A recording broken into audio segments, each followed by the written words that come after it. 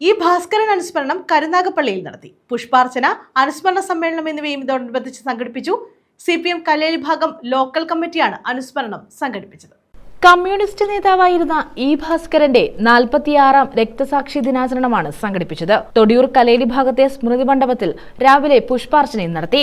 വൈകിട്ട് നടന്ന അനുസ്മരണ സമ്മേളനം CPM ജില്ലാ കമ്മിറ്റി അംഗം G മുരളീധരൻ ഉദ്ഘാടനം ചെയ്തു.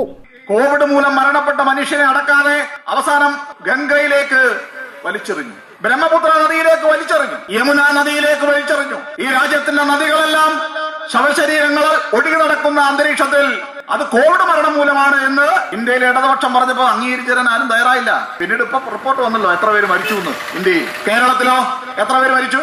അഭിമാനത്തോടെ പറയാം, കേരളം ഈ രംഗത്ത് ഏർപ്പെടുത്തിയ പ്രതിരോധം ലോകം അംഗീകരിച്ചു. അങ്ങനെയാണ് ശൈലജ ടീച്ചർ ലോകത്ത് ഒരുപാട് അവാർഡുകൾ വാങ്ങിക്കൂട്ടിയത്. അതാണ് കേരളത്തിന്റെ ആരോഗ്യ മേഖല, അതാണ് കോൺഗ്രസ് കേരളത്തിന്റെ ആരോഗ്യ മേഖല. വി വിജയൻപിള്ള അധ്യക്ഷത വഹിച്ചു. CPM കല്ലേലി ഭാഗം local committee secretary R Sreejith സ്വാഗതം പറഞ്ഞു. ബ്ലോക്ക് പഞ്ചായത്ത് അംഗം T രാജീവ്, B പത്മകുമാരി തുടങ്ങിയവർ പങ്കെടുത്തു.